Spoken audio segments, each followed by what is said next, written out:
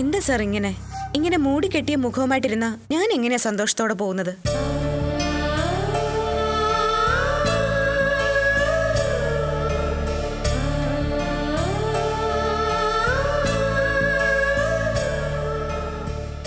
ജീവിതത്തിലെ പ്രധാനപ്പെട്ട ഒരു എക്സാമിനേഷൻ അറ്റൻഡ് ചെയ്യാൻ പോകുന്ന ഒരു മാനസികാവസ്ഥയാണ് ഇപ്പൊ എന്റേത്. സ്നേഹിക്കുന്നവർ എന്നെ സന്തോഷത്തോടെ യാത്രയാക്കുമ്പോഴാ മികച്ച വിജയം നേടി തിരിച്ചു വരാമെന്ന് എനിക്ക് വിശ്വാസം ഉണ്ടാവുന്നത്. അല്ലാതെ എല്ലാവരും ഇങ്ങനെ സങ്കടപ്പെട്ട് നിന്നാ എന്റെ കോൺഫിഡൻസ് ലെവൽ താഴെയുള്ളൂ. No, never. ഈ പരീക്ഷയിൽ നീ വിജയിക്കുമോളെ. കാരണം ഇപ്പൊ നീ എഴുതുന്ന ഈ പരീക്ഷയുടെ ഉത്തരക്കടലാസ് നോക്കുന്നത് ഈശ്വരനാണ്. നീ ഒരിക്കലും തോൽക്കില്ല, തോൽപ്പിക്കില്ല. B confident. ദൈവം മൂർധാവൽ തൊട്ട് അനുഗ്രഹിച്ച ജന്മമാണ് നിന്റേത്.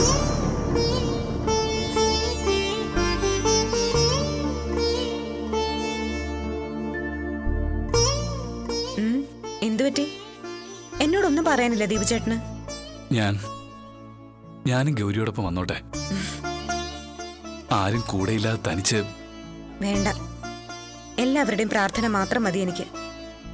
ഒരു പേഷ്യന്റായി എന്നെ സ്നേഹിക്കുന്നവരുടെ കാഴ്ചയിൽ ഞാൻ ഒരിക്കലും ഉണ്ടാവരുത്. അതൊരു വാശിയൊന്നുമല്ല, എന്റെ ഒരു ആഗ്രഹം, അത്രേ ഉള്ളൂ. അതുകൊണ്ടാ ട്രീറ്റ്മെന്റിന് ഞാൻ തനിച്ചു പോവാന്ന് നേരത്തെ തന്നെ തീരുമാനിച്ചത്. സാരമില്ല ദീപു, ലെറ്റ് ഹിയർ ഗോ. അവിടെ ഹോസ്പിറ്റലിൽ എല്ലാ അറേഞ്ച്മെന്റ്സും റെഡിയായി കഴിഞ്ഞു. ഡോക്ടർ സ്വാമിനാഥനും ടീമും നിനക്ക് വേണ്ടി വെയിറ്റ് ചെയ്യണം.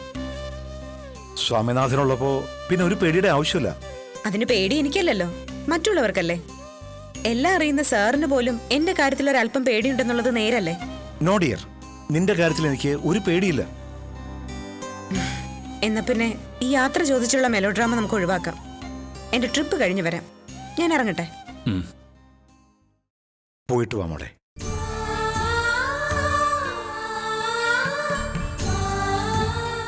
എന്താ രണ്ടുപേർക്കും എന്നോട് ദേഷ്യമൊന്നുമില്ലല്ലോ? ഉണ്ടാവരുത്. കാരണം നിങ്ങൾക്ക് ഞാനൊരു എതിരാളിയേ അല്ല. ഒന്നും മോഹിച്ചല്ല സാറ് വിളിച്ചപ്പോൾ ഞാൻ ഈ ഹോസ്പിറ്റലിലേക്ക് വന്നത്. എന്റെ നന്മ ആഗ്രഹിച്ച ഒരാൾക്ക് വേണ്ടി ഇനി എത്ര കാലമൊന്നും ഉറപ്പില്ലാത്ത ഈ ജീവിതം കൊണ്ട് എന്തെങ്കിലും പ്രയോജനം ഉണ്ടാവുന്നതല്ലേ നല്ലതെന്ന് തോന്നി. രോഗം ഭേദമായി തിരിച്ചു വന്നാലും സാറ് വിളിച്ചാൽ ഞാൻ ഉണ്ടാവും ദയയിൽ, ഒരു ഡോക്ടർ മാത്രമായിട്ട്. അതിനപ്പുറം ഒരു സ്വപ്നവും ഒരിക്കലും മനസ്സിൽ കൊണ്ട് നടന്നിട്ടില്ല ഈ ഞാൻ. വിശ്വസിക്കണം.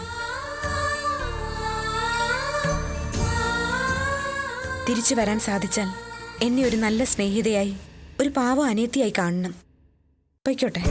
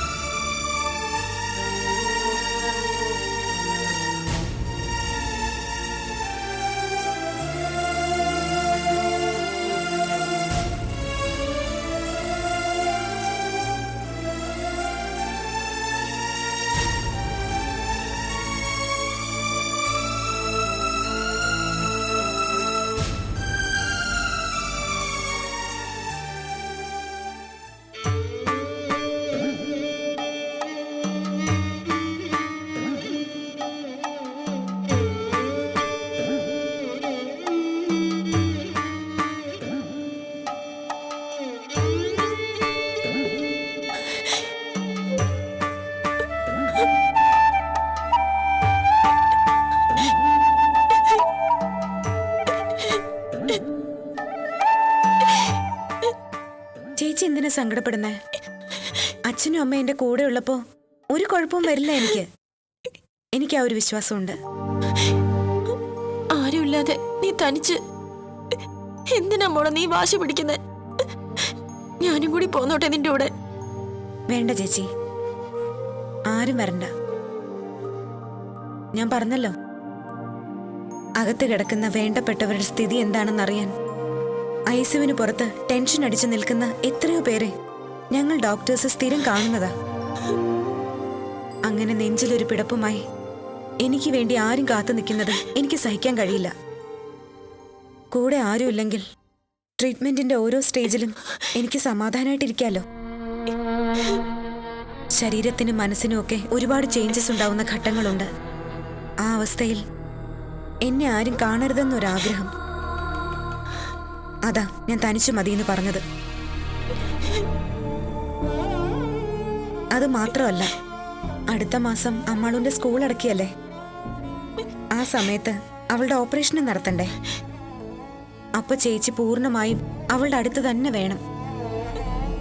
അതിനിടയില് എന്റെ കാര്യത്തിന് വേണ്ടി ഓടിച്ചാടി നടന്നാ പറ്റില്ല. എല്ലാം ഞാൻ ദേവൻ സാറിനെ പറഞ്ഞ് ഏൽപ്പിച്ചിട്ടുണ്ട്.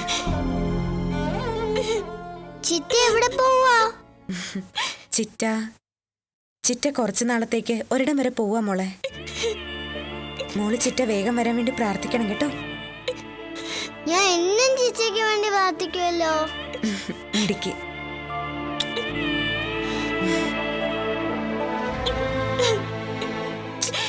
എന്താ ചേച്ചി ഇത്? ദേ അമ്മാളൊന്നെ കൂടെ കരയിക്കല്ലേ. മോളെ കാണാൻ ചിലര് വന്നിട്ടുണ്ട്.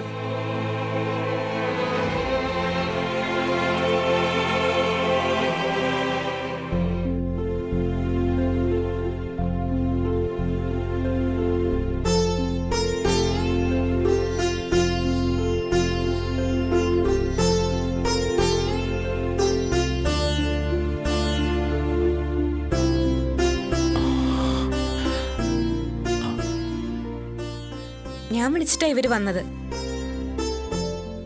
സയന വരുമെന്ന് എനിക്ക് ഉറപ്പുണ്ടായിരുന്നു.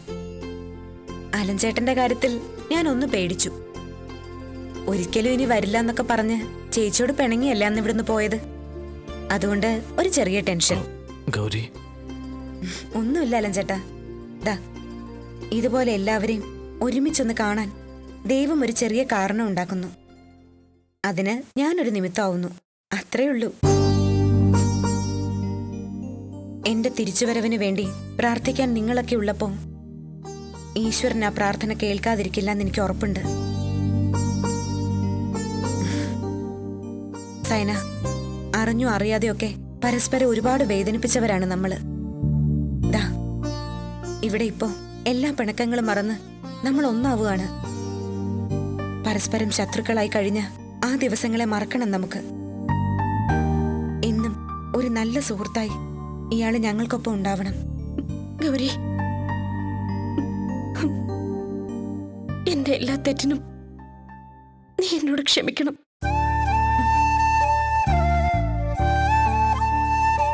നിന്റെ നല്ല മനസ്സിനെ എനിക്ക് തിരിച്ചറിയാൻ കഴിയാതെ പോയതാ എന്റെ ഏറ്റവും വലിയ ശാപം. ഞാൻ വാക്ക് തരുവാ, ഇനി നീ എന്റെ സുഹൃത്ത് മാത്രമല്ല, അനിയത്തി കൂടെ. ഈ അനിയത്തി ഞാൻ ഒരിക്കലും നഷ്ടപ്പെടുത്തില്ല.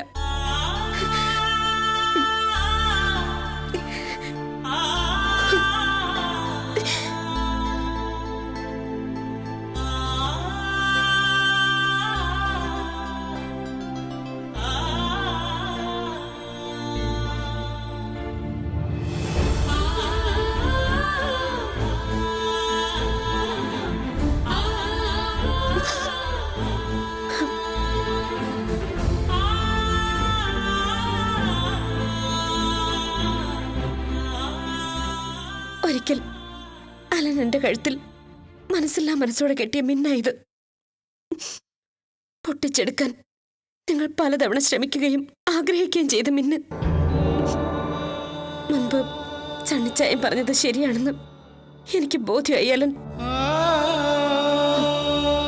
പൂർണ്ണ മനസ്സോടെ ഇഷ്ടത്തോടെ ഒരു പുരുഷൻ പെണ്ണിന്റെ കഴുത്തിൽ അണിയിക്കുമ്പോഴേ ഇത് മിന്നാകൂ. ഇല്ലെങ്കിൽ ഇത് വെറൊരു ലോഹ കഷ്ണം. എന്റെ കഴുത്തിൽ ഇതൊരു ലോഹ കഷ്ണമായിരുന്നു. ഇനി എനിക്കിതിന്റെ ആവശ്യമില്ല. സയന അർഹിക്കാത്ത ഒരു അമൂല്യ നിധിയാണ് നിങ്ങളെപ്പോലെ ആത്മാർത്ഥതയുള്ള ഒരാളുടെ ഭാര്യ പദവി. അതിനെന്തുകൊണ്ട് യോഗ്യയായ ഒരാളും ഈ നിൽക്കുന്ന ഗായത്രിയ, അലന്റെ മാത്രം ഗായത്രി.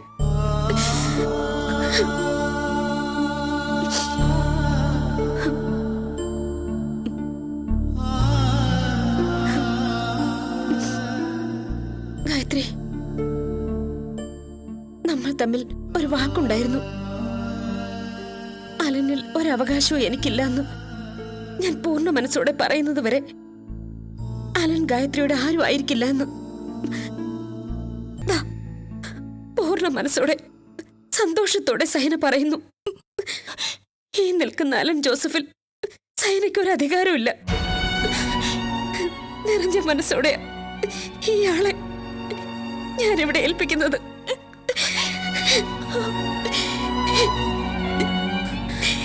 എന്റെ ഈ അനിയത്തിക്ക് ഞാൻ കൊടുക്കുന്ന ഏറ്റവും വലിയ സമ്മാനം.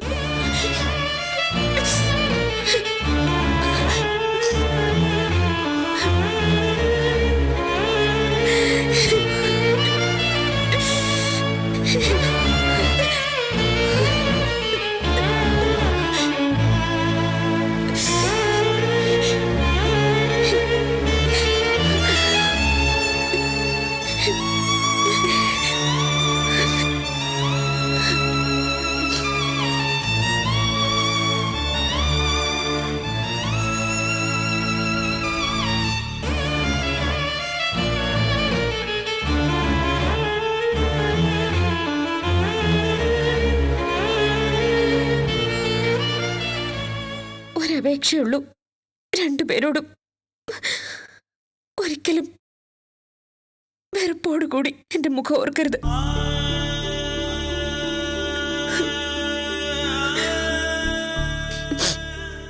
അങ്ങനെ പറയാനുള്ള അർഹത പോലും എനിക്കില്ല എന്നറിയാം. എങ്കിലും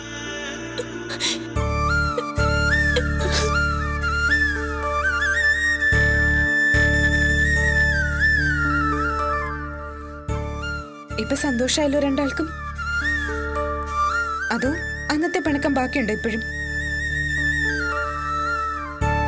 മോളെ, ഇതിനൊക്കെ എങ്ങനെയാ ഞങ്ങൾ നിന്നോട് നന്ദി പറയേണ്ടത്? എല്ലാ സന്തോഷം കൂടി ഒരുമിച്ച് തന്നാ മനുഷ്യൻ അഹങ്കാരിയായി പോകുന്ന ദൈവത്തിനറിയാം. അതാ ഇപ്പോ ഈ സമയത്ത് മനസ്സ് തുറന്നൊന്ന് ചിരിക്കാൻ പോലും കഴിയാത്തത്. എന്റെ കാര്യം ഓർത്താണ് ഈ സങ്കടമെങ്കിൽ അത് വിട്ടേക്കാലം ചേട്ടാ. നിങ്ങൾ ഒന്നായ സന്തോഷത്തിൽ ഞാനൊരു തീർത്ഥയാത്ര പോകുന്നു. തിരിച്ചെത്തുമ്പോ എല്ലാവരും കൂടി ഇങ്ങനെ ഒന്നിച്ച് എന്നെ സ്വീകരിക്കാൻ കാത്തു നിൽക്കുമെന്ന് ഉറപ്പുള്ള ഒരു യാത്ര. അങ്ങനെ കണ്ടാ മതി.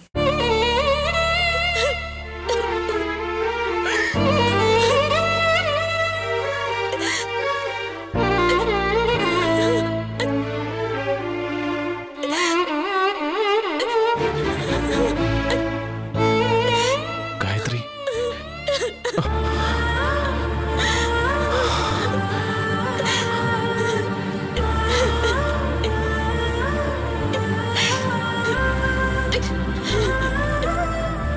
എന്നാ പിന്നെ വൈകിക്കണ്ട.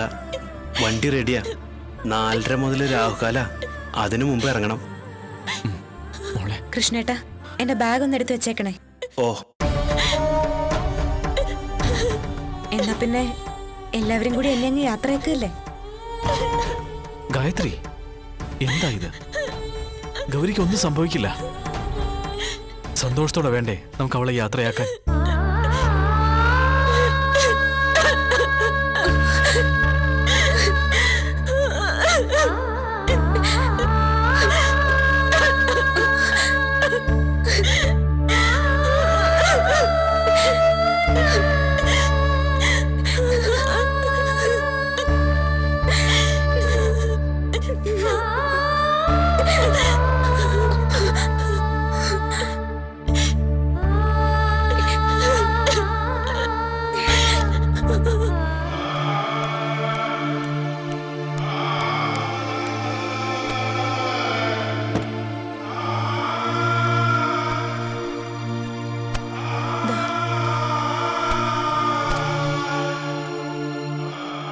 എന്റെ ഭഗവാനെ, ഞങ്ങളുടെ കൊച്ചിനൊരു കുഴപ്പം കൂടാതെ തിരിച്ചു കൊണ്ടുവന്നേക്കണേ.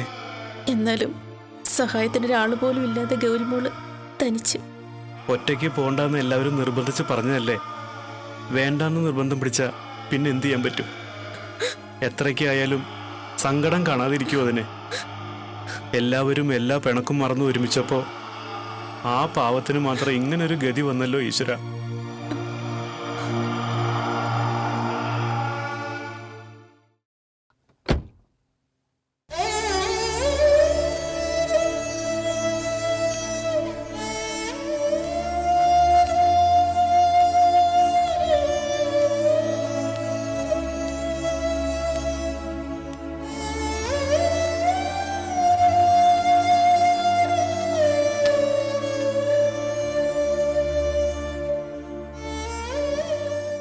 എന്നാ ഞാൻ പോയിട്ട് വരട്ടെ ചേച്ചി.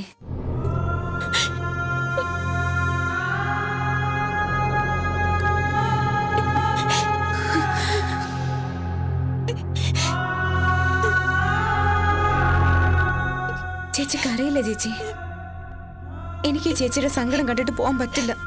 ഗായത്രി, അവളെ ചിരിച്ചുകൊണ്ട് യാത്രയാക്ക്. ധൈര്യമായിട്ട് പോയിട്ട് വാ ഗൗരി, ഞങ്ങളൊക്കെ ഇവിടെ തന്നെയുണ്ട്. അതെനിക്കറിയാലോ അലൻ ചേട്ടാ. ഞാൻ പറഞ്ഞതൊക്കെ ഓർമ്മയുണ്ടല്ലോ. ഞാൻ അറിയിച്ചിട്ട് എല്ലാവരും എന്നെ കാണാൻ വരാവൂ. ശരി, നീ വിളിച്ചിട്ടേ ഞങ്ങൾ വരൂ. പോരെ? ഈ യാത്രയയപ്പിൽ എനിക്ക് കിട്ടിയ ഏറ്റവും വലിയ സന്തോഷ സൈന തന്നത്. മറക്കില്ല ഒരിക്കലും. ഗൗരി, ഞാൻ പ്രാർത്ഥിക്കും. നിന്നെ പോലൊരു നല്ല ഫ്രണ്ടിനെ എനിക്ക് തിരികെ കിട്ടാൻ ഞാൻ മനസ്സുരുകി പ്രാർത്ഥിക്കും. എന്നാ പിന്നെ രാഹുകാലത്തിന് മുമ്പ് ഇറങ്ങാൻ നോക്കാം. വാ മോളെ.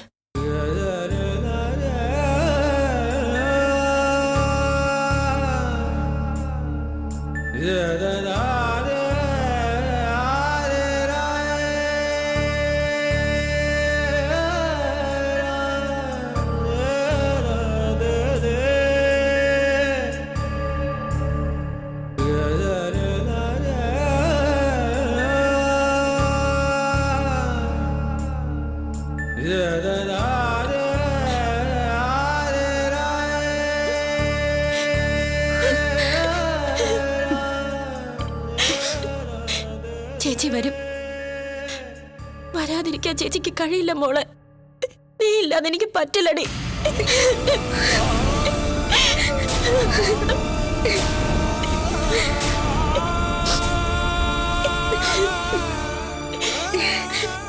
ഇനി എന്റെ സുന്ദരി ചേച്ചി ഒന്ന് ചിരിച്ചേ. അത് കണ്ടിട്ട് വേണം എനിക്ക് പോവാൻ.